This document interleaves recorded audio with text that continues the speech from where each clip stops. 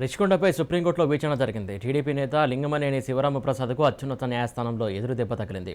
రిషికొండ నిర్మాణాంశంపై జోక్యం చేసుకోలేమని స్పష్టం చేసింది సుప్రీంకోర్టు. లింగమనేని దాఖలు చేసినటువంటి పిటిషన్ను సుప్రీంకోర్టు కొట్టివేసింది. సీఎంను రిషికొండకు వెళ్లవద్దని అంటున్నారు. ఇందులో ప్రజా ప్రయోజనం ఏమి ఉంది? రాజకీయ కారణాలు కనిపిస్తున్నాయి, కానీ రాజకీయాలకు ఇది వేదిక కాదని చీఫ్ జస్టిస్ చంద్రచూడ నేతృత్వంలోని ధర్మాసనం స్పష్టం చేసింది. హైకోర్టులో నేషనల్ గ్రీన్ ట్రిబ్యునల్ వద్ద ఈ కేసు పెండింగ్లో ఉందని గుర్తు చేసింది.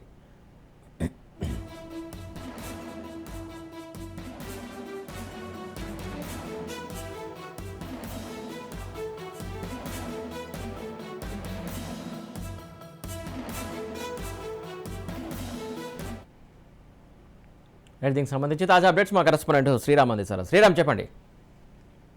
సురేష్, విశాఖలో ప్రభుత్వం రుషికొండపై నిర్మిస్తున్న భవనాలకు సంబంధించి ఈ రోజు సుప్రీంకోర్టులో విచారణకు వచ్చింది. ఈ విచారణ సందర్భంగా దీనికి సంబంధించి లింగమనేని రమేష్ ఈ పిటిషన్ ను దాఖలు చేయడం జరిగింది. ప్రధానంగా ఈ రుషికొండ బీచ్ మొత్తాన్ని, రుషికొండ కొండల మొత్తాన్ని తొలిచి అక్రమంగా నిర్మాణాలు చేపడుతున్నారని, దీనిపైన చర్యలు తీసుకోవాలని ఈ పిటిషన్ వేయడం జరిగింది. అయితే దీనిపైన సుప్రీంకోర్టు జోక్యం చేసుకోలేమని సిజేఐ ధర్మాసనం స్పష్టం చేసింది. అలాగే ఈ రాజకీయాలకు వేదిక కాదని కూడా విషయాన్ని చెప్పింది.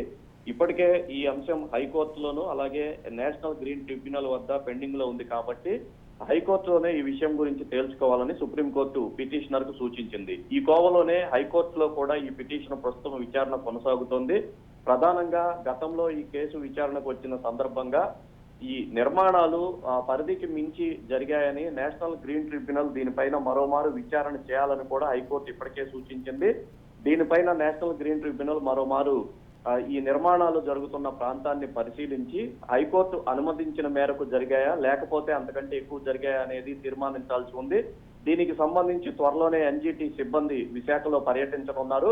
ప్రస్తుతానికైతే ఈ పిటిషన్ కు సంబంధించి సుప్రీంకోర్టులో ఇక భవిష్యత్తులో ఎటువంటి వాదనలు జరిగే అవకాశం లేదు. దీనికి సంబంధించి ఏమున్నా కానీ హైకోర్టులోనే తేల్చుకోవాల్సి ఉంటుంది. ఈ కోవలో ఎన్జిటి పర్యటించిన తర్వాత ఎన్జిటి ఇచ్చే నివేదిక ఆధారంగా హైకోర్టు దీనిపైన స్పందించనుంది. సురేష్, శ్రీరామ్, ముఖ్యంగా అంటే ఇప్పుడు ఏదైతే లింగమనేని ఇప్పుడు హైకోర్టును మళ్ళీ ఆశ్రయించే ఛాన్స్ ఉందా లేకుంటే ఎట్లా? ఆల్రెడీ హైకోర్టులో దీనికి సంబంధించి విచారణ అయితే కొనసాగుతోంది. ఇటీవల అంటే గడిచిన వారం రోజుల క్రితమే హైకోర్టు స్పష్టమైన ఆదేశాలను ఎన్జిటికి జారీ చేసింది. ఏమంటే ఇప్పటి వరకు దీనికి సంబంధించి నిబంధనలకు లోబడే నిర్మాణాలు కొనసాగుతున్నాయని ప్రభుత్వం హైకోర్టుకు సూచించింది.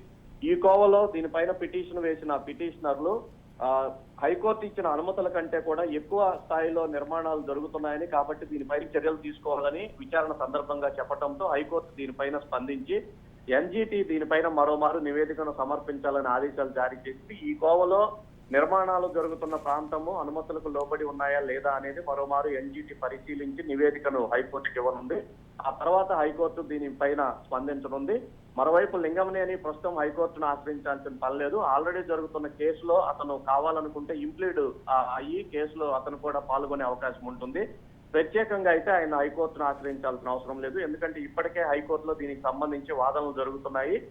పూర్తి స్థాయిలో కూడా ఇంపీడ్ అయితే లింగమనేని తన వైపు నుంచి కూడా వాదనలు వినిపించే అవకాశం ఉంటుంది. సురేష్, శ్రీరామ్, ముఖ్యంగా అంటే ఎన్జిటిని కూడా ఎప్పుడో చెప్పింది, అంటే ఎప్పుడు పర్యటించే ఛాన్స్ ఉంది, అంటే ఎంత గడువు ఇచ్చింది హైకోర్టు? సురేష్, దీనికి సంబంధించి స్పష్టమైన గడువునైతే నిర్దేశించలేదు. అయితే వీలైనంత త్వరలోనే వచ్చే అవకాశం ఉంది. ఎందుకంటే డిసెంబర్ నెలలో మరోమారు దీనికి సంబంధించి తీర్పును వెలువరించాల్సిన అవసరం ఉంది. ఈ కోవలోనే ఈ లోపులోనే ఎన్జిటి బృందం పూర్తి స్థాయిలో కూడా క్షేత్రస్థాయిలో పర్యటించనుంది.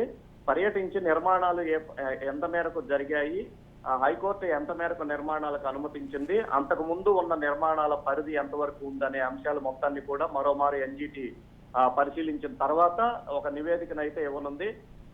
పూర్తి స్థాయిలో అయితే 30 రోజుల లోపు నివేదిక ఇచ్చే అవకాశం అయితే స్పష్టంగా ఉంది. Suresh, right, thank you Sriram.